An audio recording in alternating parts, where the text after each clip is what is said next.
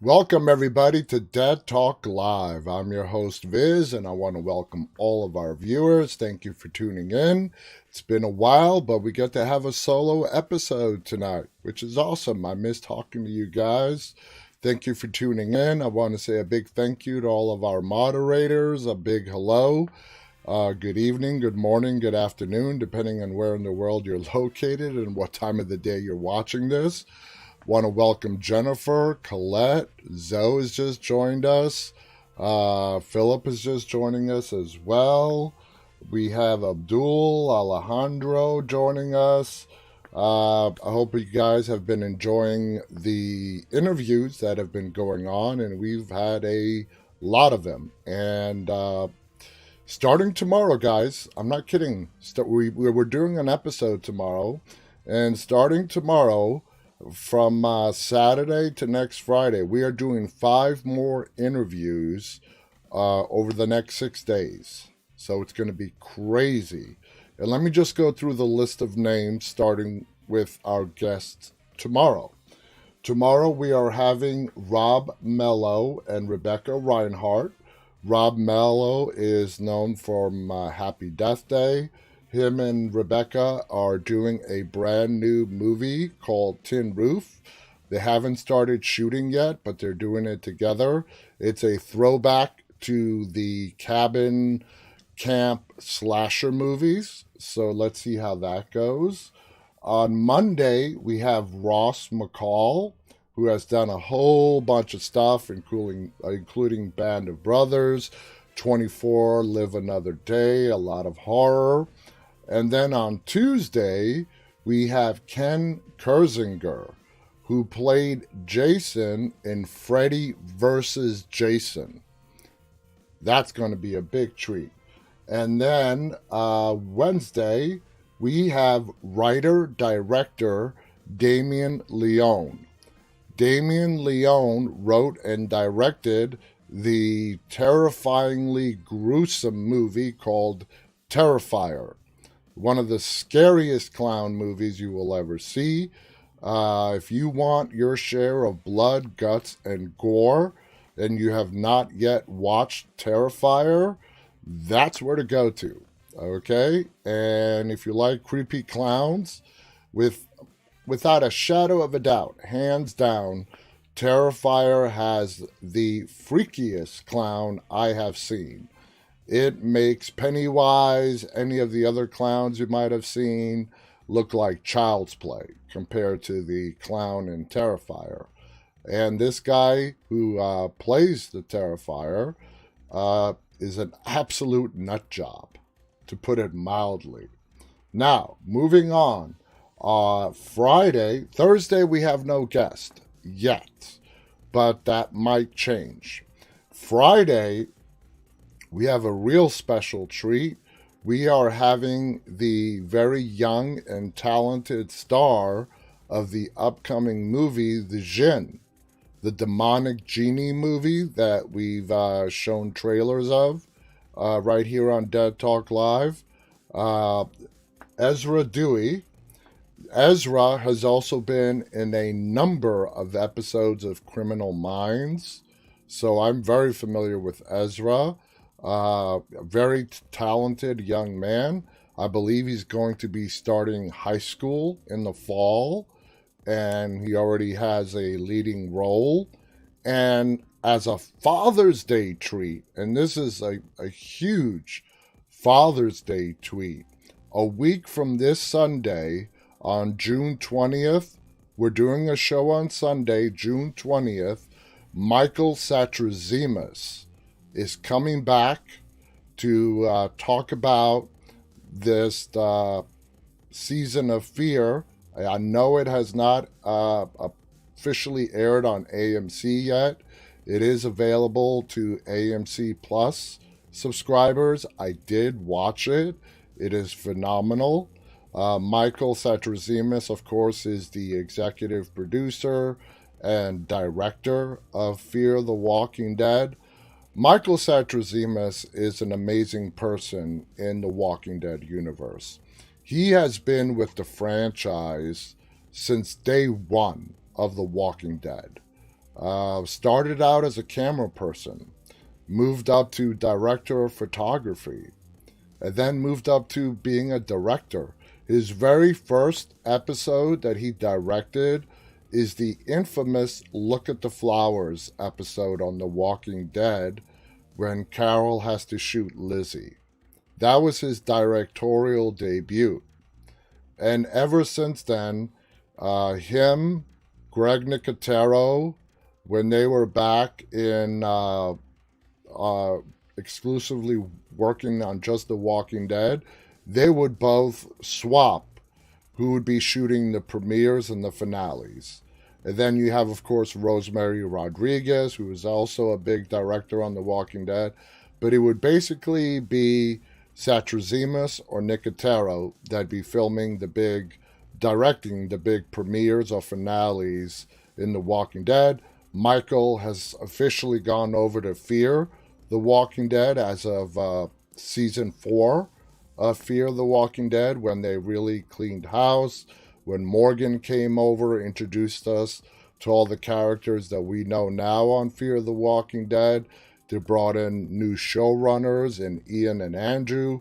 Michael Satrazimus made the move from The Walking Dead onto Fear.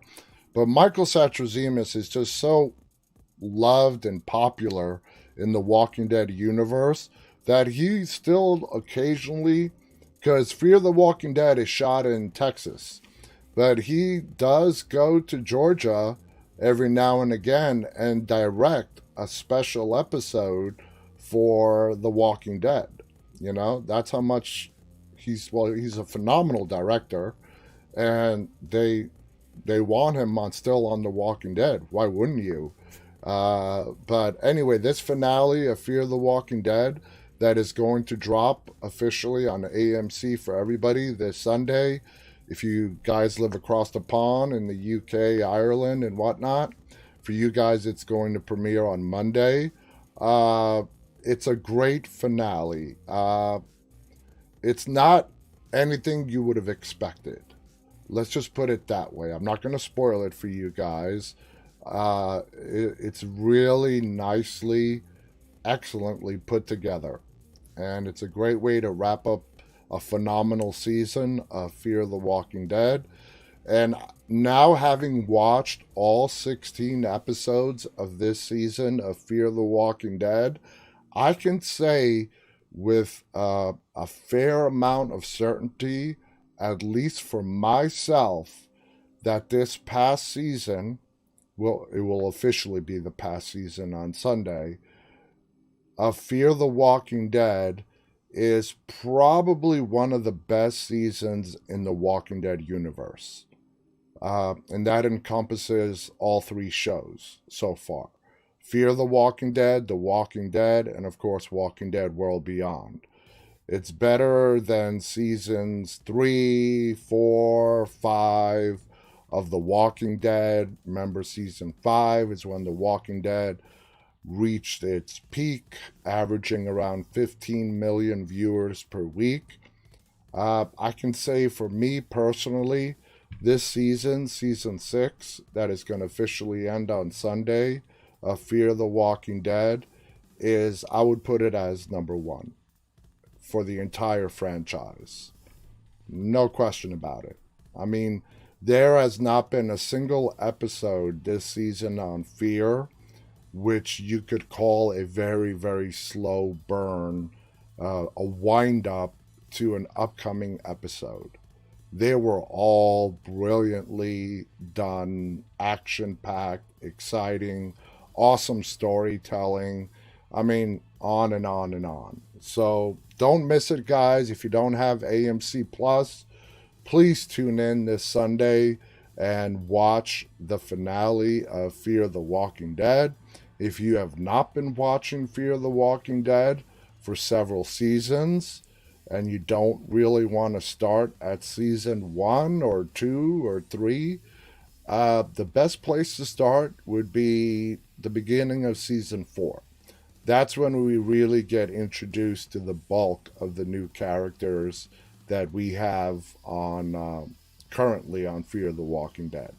That would be my advice. If you've never watched Fear the Walking Dead and don't necessarily want to start at the beginning, I would start at season 4. But start from the beginning. You're not going to regret it. Go all the way up to this current season that's about to end, and you will absolutely fall in love with Fear the Walking Dead. So let's see who's joined us. Braden Novak has just joined us saying hello. Hello, Braden. Thank you for joining us. Tina is also with us. Colette is joined us as well. Furla has joined us. Eden, John, Lulu. Welcome to all you guys. So that's what's coming up over the next week. Michael Satrazimus is going to be our guest on Father's Day, June 20th. So we have a lot of guests coming up over the next week, starting tomorrow. We're taking Sunday off. And then next week is going to be packed full of guests. So with that being said, we have not done any horror news. God, I can't even remember the last time we went over the latest horror news. So let's just get right to it. Let's talk about some the latest horror news that is out there, and see what's going on in the horror world. So to start off with, let me go back to the beginning here. Yesterday was a brand new... This is not the beginning yet. Here we go. Yesterday was a brand new episode of Clarice. As you guys who watch me know, I'm just in love with Clarice. Michael Cudlitz is awesome. Rebecca Breeds, who plays Clarice, is phenomenal. The entire cast, Marnie, who plays Catherine, the entire cast is just brilliant. Jane Atkinson, who plays Ruth Martin. Yesterday was episode 11, and there's only going to be 13 episodes. So we only have 2 episodes left. And this has not been... I would definitely not classify Clarice as a slow burn show. It has been gripping with each and every episode. So they're getting closer to the truth behind who is behind all these sinister murders and conspiracy. We actually find out it's somebody, of course, with a lot of power, a lot of money, and a lot of influence over politicians in Washington, D.C. So yesterday's episode of Clarice was called Achilles' Heel. Agent Starling sees a face in the composite when Clarice season episode 11 exposes the Achilles' heel. Now, Achilles' heel could almost be called the quote-unquote I told you so episode. After half a season of knocking down Agent Starling, brilliantly played by Rebecca Breeds, as a rogue, unreliable, dangerous, or mentally unbalanced cop, almost every character who got screen time this season gets to say their version of "we should have listened to Clarice." This bodes well for the investigation, but also for the psyches of her closest acquaintances. In the last episode, yesterday's, Clarice decided Catherine Martin, played by Marnie Carpenter, had to face some consequences for her actions. The surviving victim of the serial killer Buffalo Bill took his mother hostage, not entirely intentionally, but functionally enough to warrant observation. Catherine's mother, the Attorney General, Ruth Martin, played by Jane Atkinson, is incensed over the idea her daughter is being victimized by the system, especially since she gave strict orders to the agent she forced to go rogue, and that would be, of course, Clarice. But the traumatized political tool Catherine is far happier in treatment with other people who get what she's going through internally. For those of you that have not been watching the show but have seen Silence of the Lambs, Catherine Martin is the girl in the movie that survived. It's the girl that Clarice Starling saved before Buffalo Bill had the chance to kill her.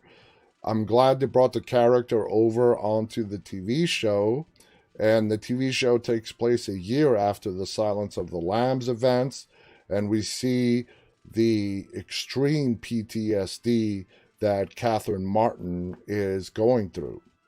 It is the first time in the season she's looked remotely happy, and as she gives all the credit to Agent Starling, we feel a tug of joy as it gets under her mother's skin. Julia Lawson, played by Jen Richards, earned her Nancy Drew decoding ring.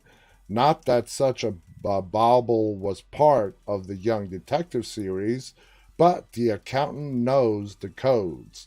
Julia plays the undercover operative role to the hilt, even picking locks and finding last possible moment solutions to postmodern problems. She calls the VICAP team, that's the team under the FBI that is back in the 90s, still brand new. She calls the VICAP team with almost every quarterly hour update on the impending sale of Alistair Pharmaceuticals until they are on the verge of not taking her calls. As executives go through the fine print of the final documents, Julia takes the long, dangerous elevator ride up to the R&D fifth floor to prevent the purging of incriminating evidence. It feels like reverse Stockholm syndrome, and after a while, much of the viewing audience is rooting for her to get caught. I wasn't. What she did was absolutely courageous. And she went above and beyond. The FBI was telling her, "Stay low. You've done enough. They're watching you." But she went up there anyways, and she got the documents that they needed to pursue this case. I really thought that she was going to die, and they were going to kill her. They caught her. They were escorting her out of the building at gunpoint just before Clarice and the VICAP team showed up just in time to save her life. Now, Agent Murray Clark, Nick Sandow, once again plays the unsung hero of the episode, bringing much-needed humor as he notes Julia's Herculean efforts to help the FBI. Quote, "Somebody help her. She's faxing the Gutenberg Bible one page at a time," he commands through a beeper. Phone and tossed office supplies. Agents Esquivel, Luca de Oliveira, and Sean Tripathi, the awesome Cal Penn, get most of the cleanup work during the episode. This is a tough job, mostly because they are usually playing catch-up, and Starling doesn't always fill them in on all the details. "I'll tell you when they're out of here," she says, even when it's not out loud. A standoff sequence is very effective because it is averted just as it is about to happen. It leads to a big payoff, but the reason it is able to deliver is because it conjures something similar to Performus Interruptus. Every cop, every security guard, and even the assassin who got through the VICAP security have their hands on their guns. And the guy in the suit cuts in just after the holster gets emptied. But while the chambers are still full, the episode opens with Clarice transposing the usual suspect's profile into one which fits a conspiracy, but most obvious perpetrator doesn't fit the composite. Clarice has been chasing a series of human monsters throughout her short career, but encounters a different breed of sociopath in Alistair's CEO, who we get to meet for the first time yesterday. The character's name is Nils Hagen, played by Peter McRobbie. She might have seen it coming if it were the internet age. CEOs top of the list of preferred jobs for psychopaths. You know, if you think about it, that's kind of true. It probably hadn't been collated at the time, but Joe Hudland almost gets exonerated when he is revealed to be only one brushstroke on the artist's rendition of the face of the conspiracy. To sum this up, basically, the CEO of this big, huge pharmaceutical company, it is revealed yesterday that he is the psychopath, narcissist that is behind the killings. And basically, they have been killing women who have been involved in a clinical trial that has had not so good side effects on the people in the trial.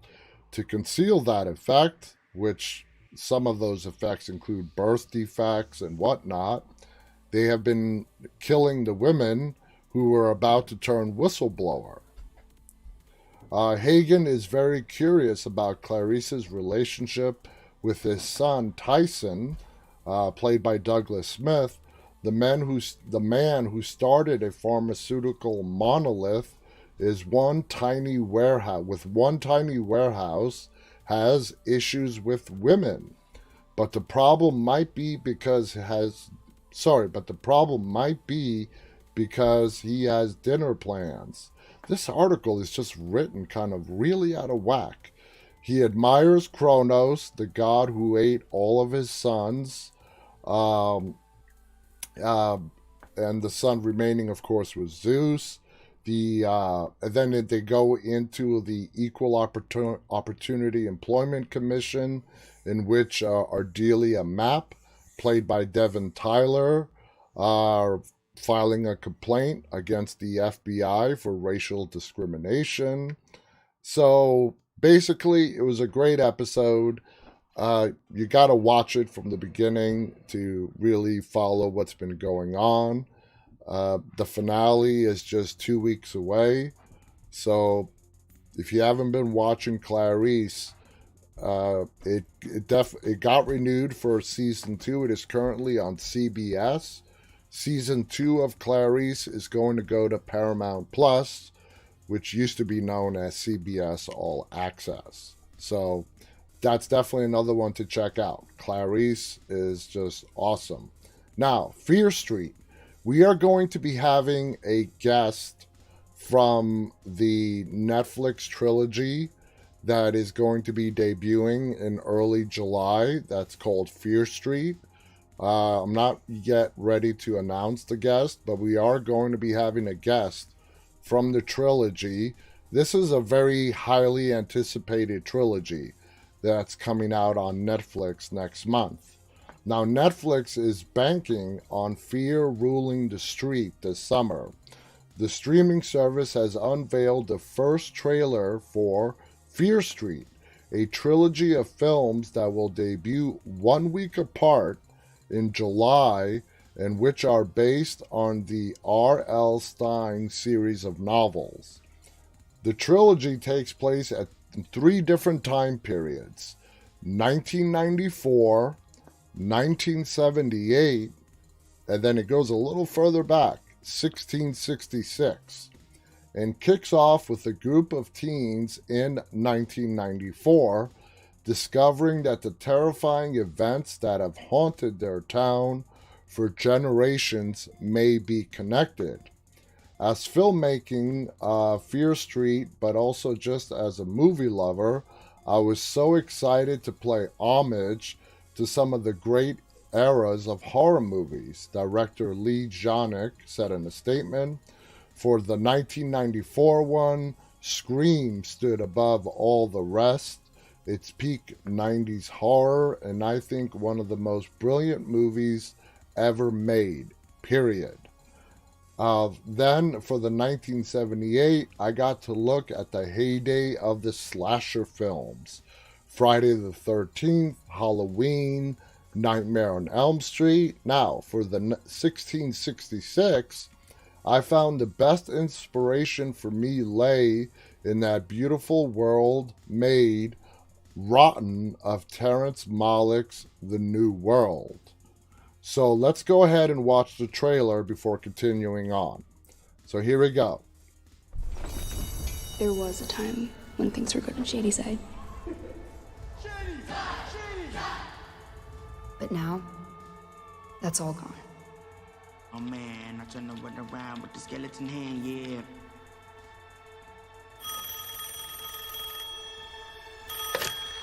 Hello? Still alive. Who is this? It's happening again.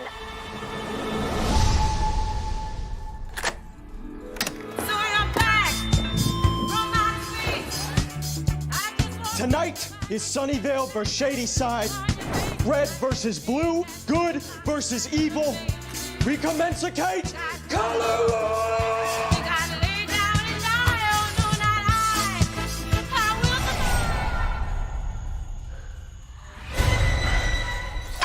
Are you okay?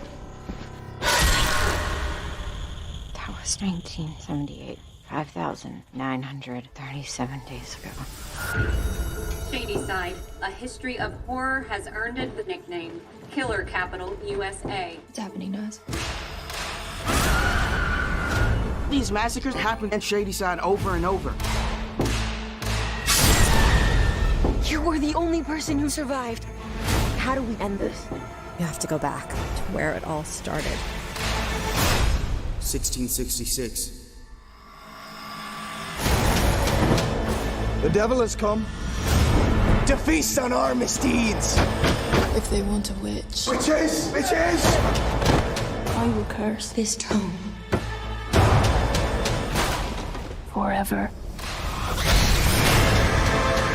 It's been 3 centuries.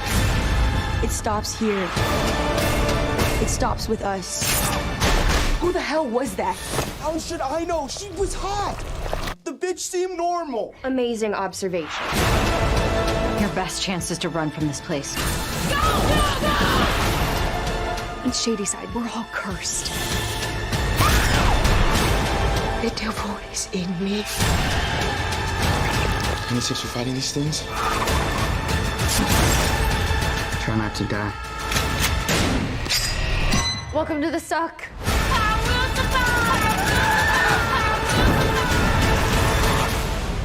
Come back from that, mother.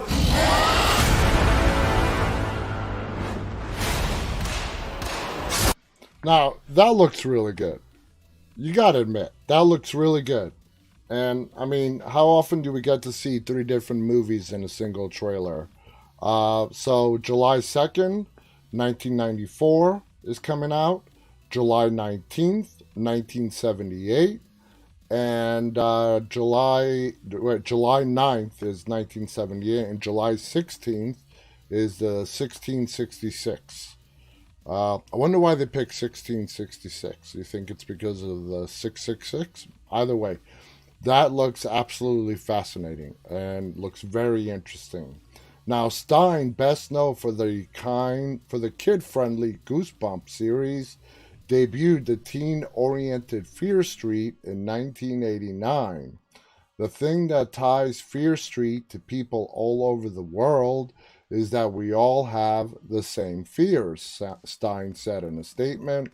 It doesn't matter what country you're in, everyone is afraid of the dark, or afraid of somebody lurking in the closet, or afraid of being in some strange new place that they've never been before. We all have the same fears. In addition to the trailer, Netflix has unveiled new log lines for each of the films. Fear Street Part 1, 1994, coming out July 2nd. That line is: a circle of teenage friends accidentally encounter the ancient evil responsible for a series of brutal murders that have plagued their town for over 300 years. Welcome to Shadyside. For Part 2, 1978, July 9th, debut. Shadyside, 1978, school's out for summer, and the activities at Camp Nightwing are about to begin.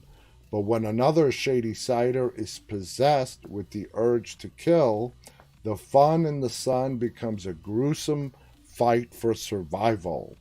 And the final one, Part 3, 1666, which comes out July 16th, that line is, the origins of Satrazimus' curse are finally revealed as history comes full circle on a night that changes the lives of Shadysiders forever.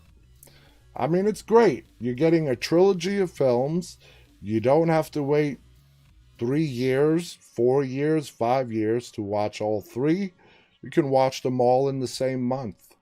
So I like that new concept that Netflix is doing.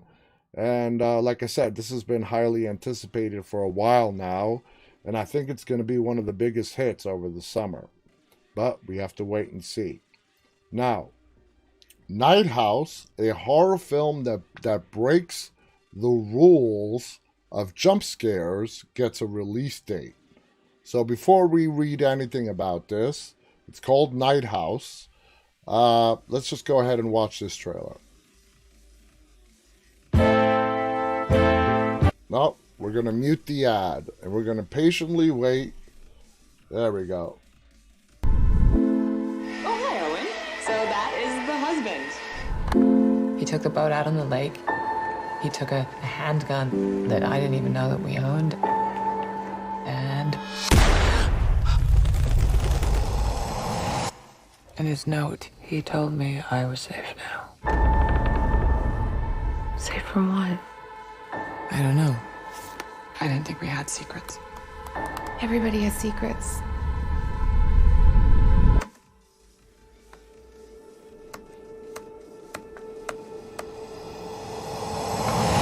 Stalker. They all look a little bit like me, but not quite. Stop it.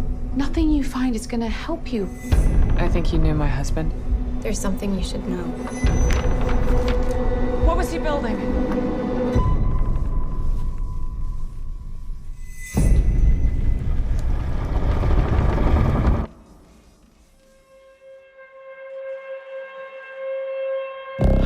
It was our house, but backwards. He said he was afraid he couldn't hold it back. Hold what back?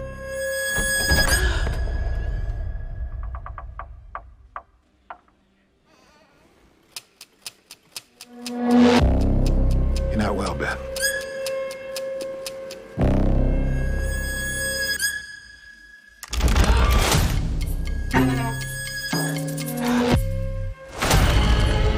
Owen? Oh my God. Is that really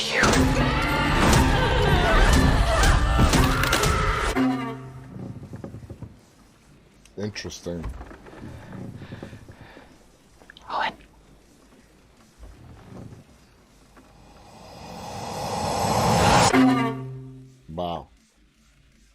Wow, that's very interesting. We got a little bit of the paranormal in there, and it looks like her husband was a psychopath.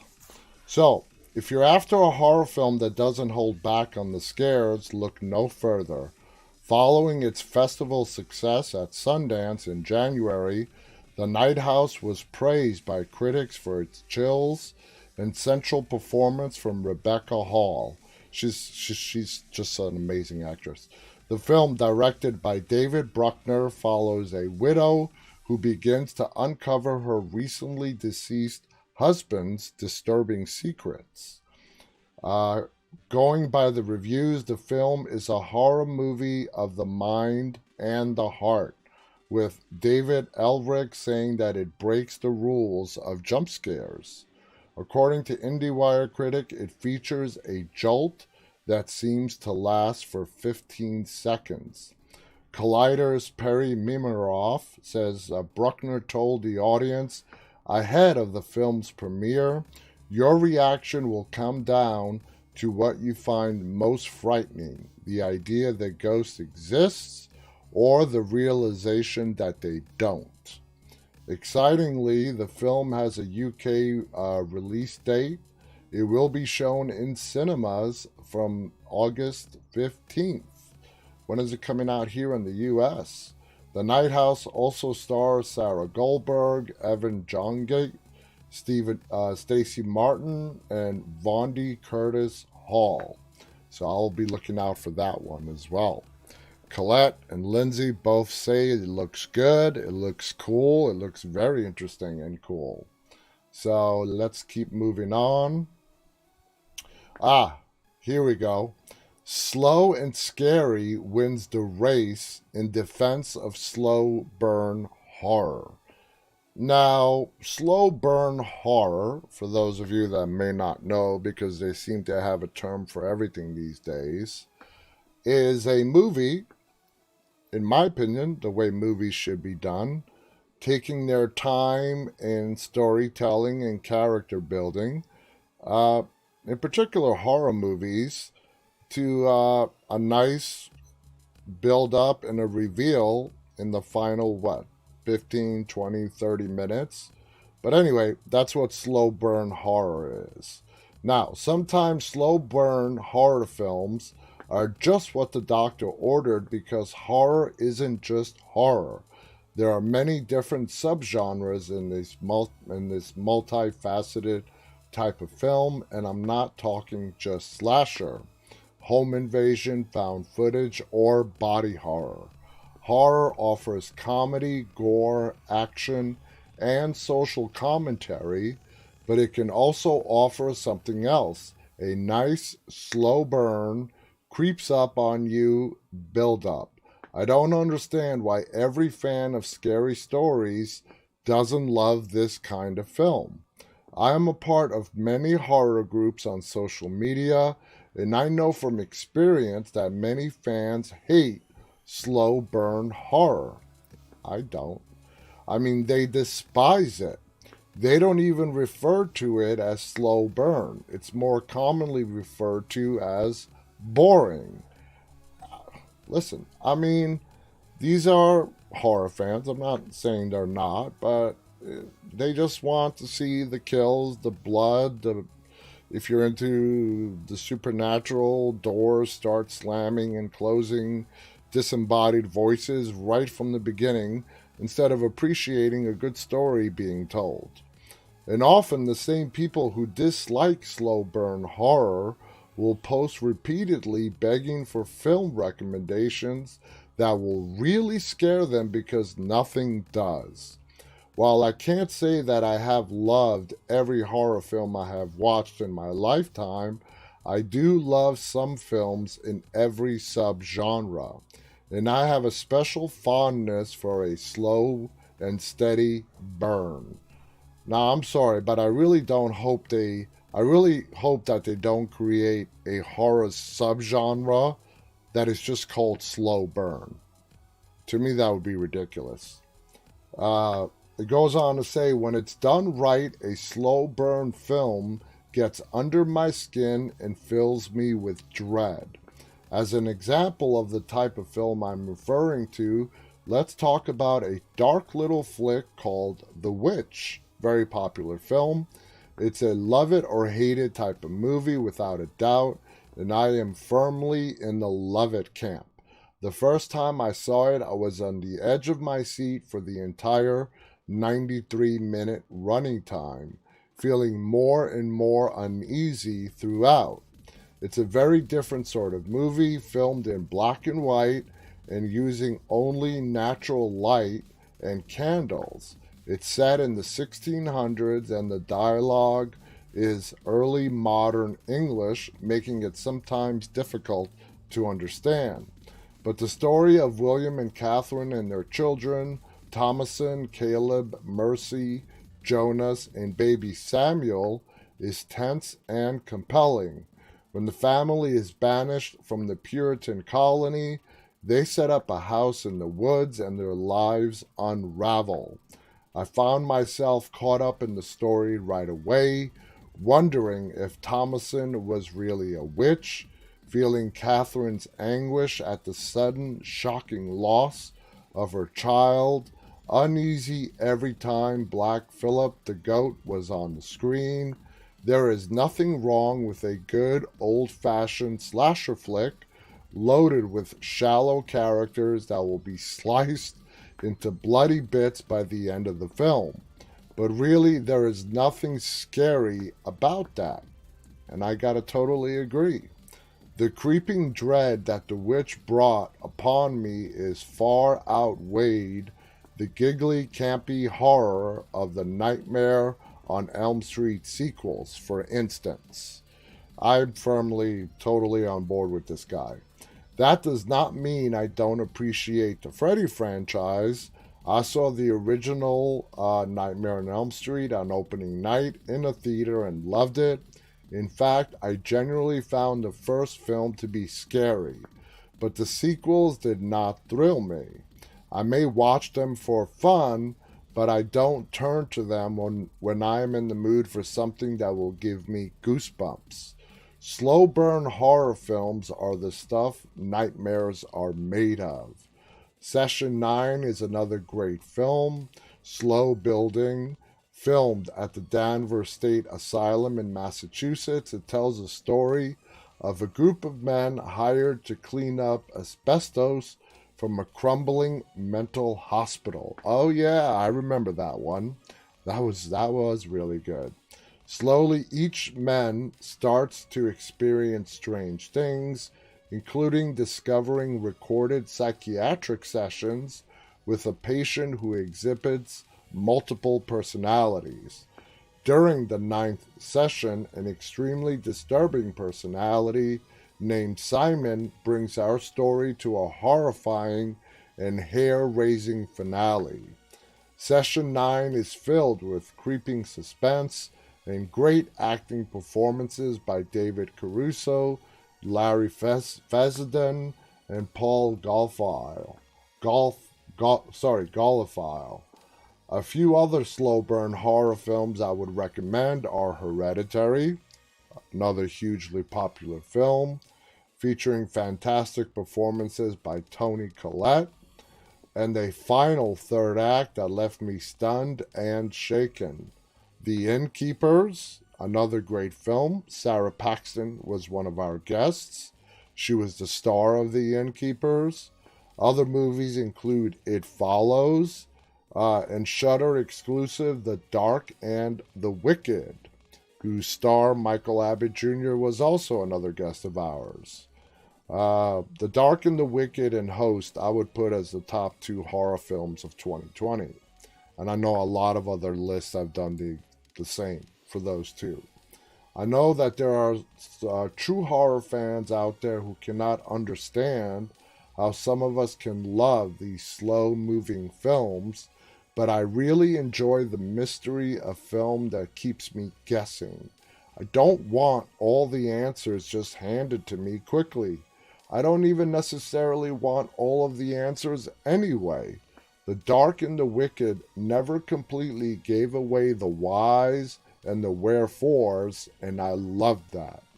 So if you're looking for a horror film to watch while hanging out with your best buddies, by all means, check out the Mortuary Collection, a fun, gory offering on Shudder, or enjoy the gorgeously filmed, creepy, clever storytelling of Trick or Treat.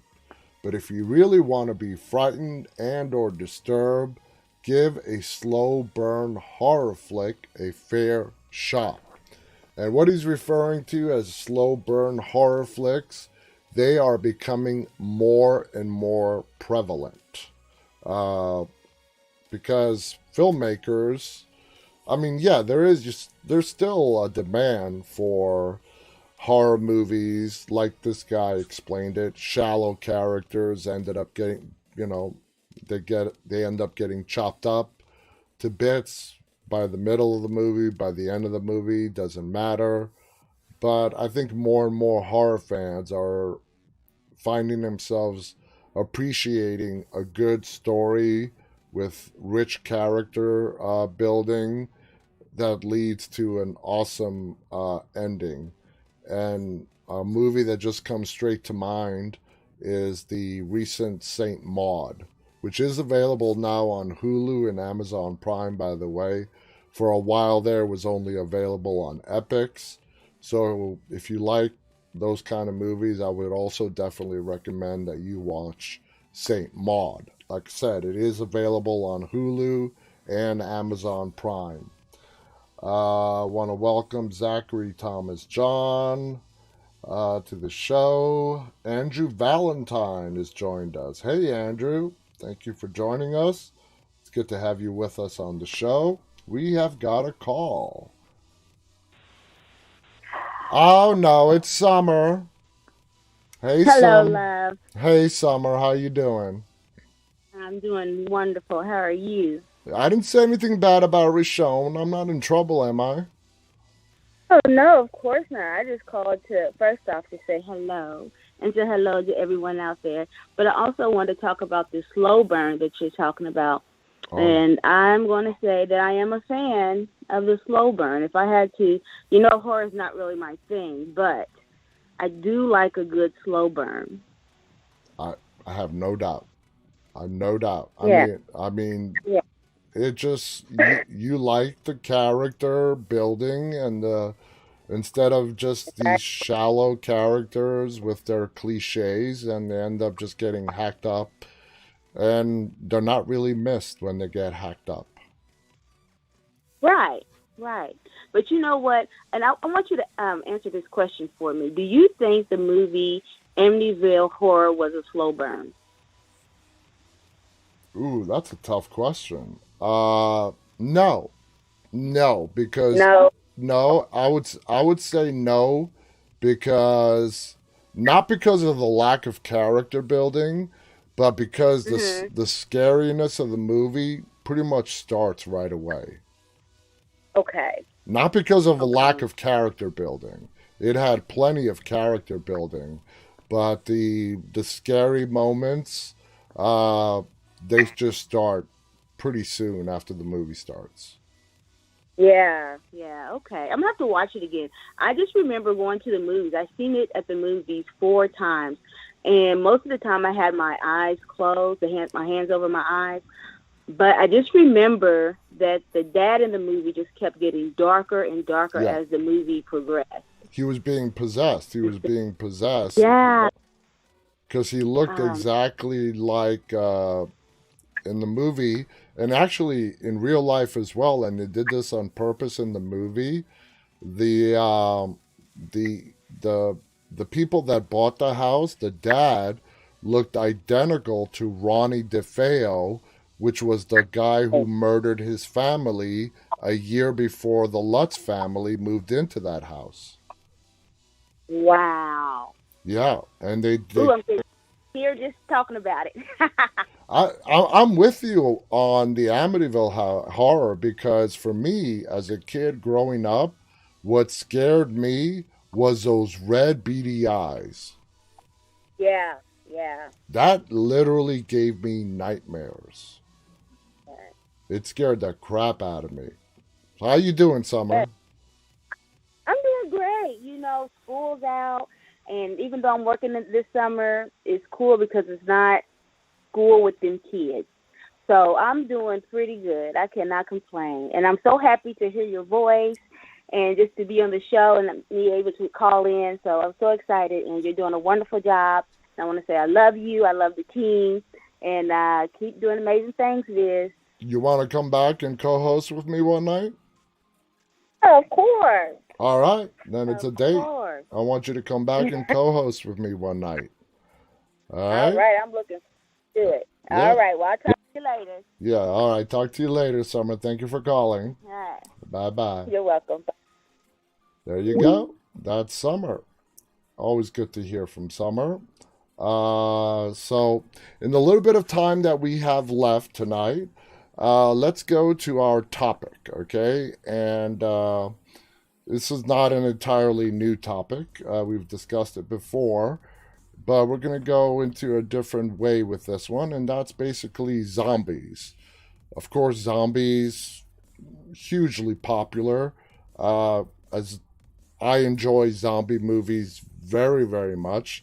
I have a lot of friends and family who would put zombie movies as their favorite subgenre in the horror. For me, it's not. But I very immensely love watching zombie movies. And what I love the most about zombie movies is I love watching the zombie apocalypse when it breaks out.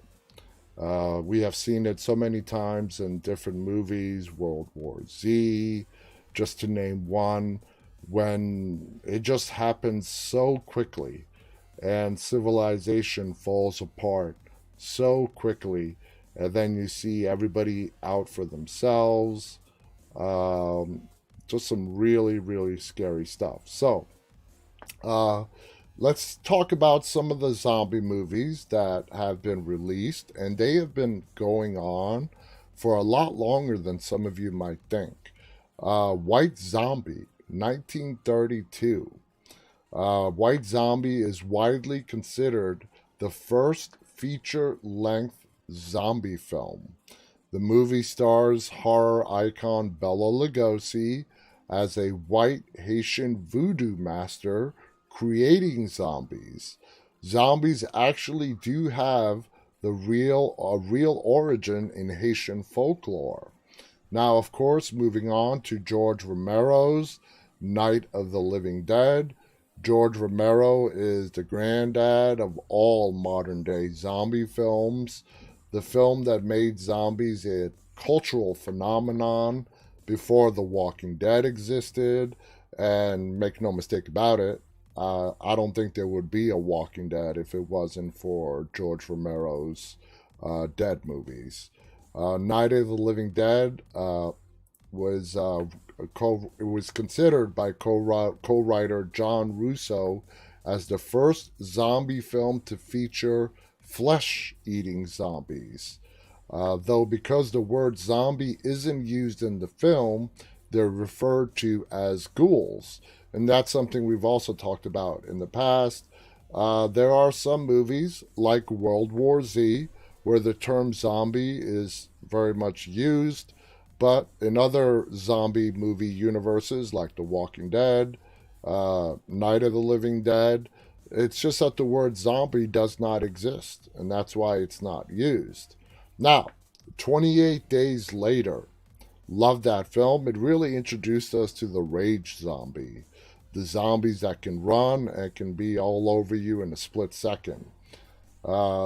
This film took a gritty indie film and looked at how the zombie apocalypse could break out.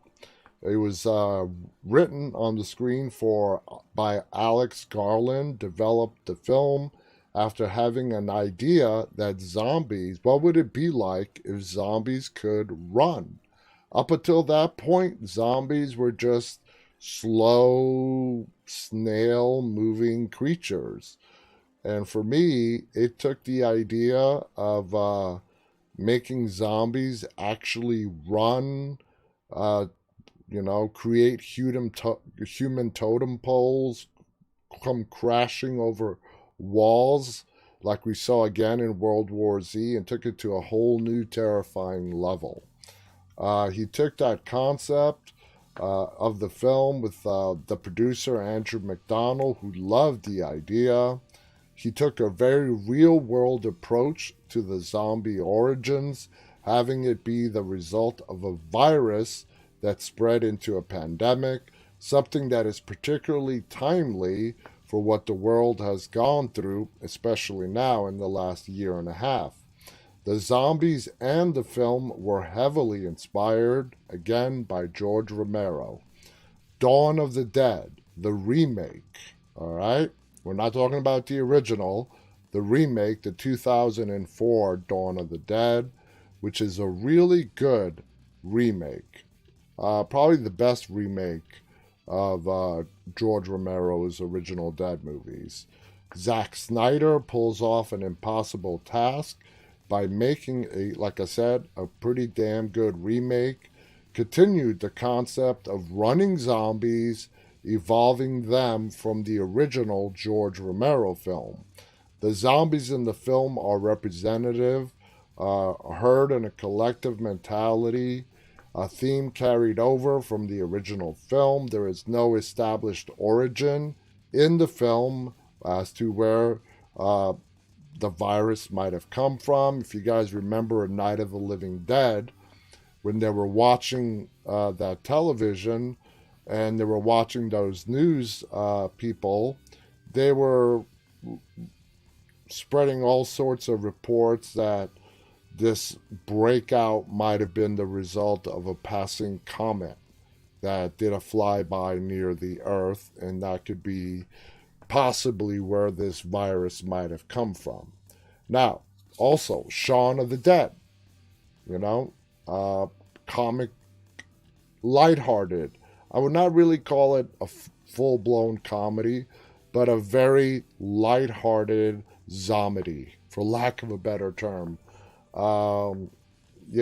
It's a great movie, and it's become a cult classic, and it's definitely earned its place among some of the great zombie movies out there. Just the sheer fact, when the world is falling apart, a group of survivors, they want to go to their local pub because that's where they feel safest. Just that theme alone is absolutely hysterical. The film does pay homage to the origin of the zombies from the original Night of the Living Dead. Through a radio broadcast heard briefly in the film, you can hear about an object falling from space before the later reports of the dead coming back to life. I'm just keeping an eye on the time, which we don't have much of. Let's just go through the rest of this list. Zombieland, another lighthearted horror, zombie movie. Maggie, this is an underrated film with a great and heartbreaking performance by Arnold Schwarzenegger. Maggie was really a good movie. Overlord, The Dead Don't Die, Army of the Dead. Now, that's pretty recent. If you guys want to check it out on Netflix, it's another zombie effort from director Zack Snyder. So there you guys have it. A mixture of lighthearted zombie movies, serious zombie movies going to the George Romero days, and then, of course, running zombies as opposed to snail crawling zombies. Which terrifies you the most? For me, if I was going to be in a zombie apocalypse, I would want it no other way but to have the slow crawlers. Because if you have over a dozen running zombies coming up your ass, that's it. You're done. You're done. There's no way to survive that. Anyway, guys, we are out of time for tonight. Thank you so much for tuning in. Please tune in tomorrow with our special guests, Rob Mello and Rebecca Reinhardt. It's going to be a treat. We have a slate full of guests all next week. Check us out, and you'll see who is upcoming if you missed the beginning of our show.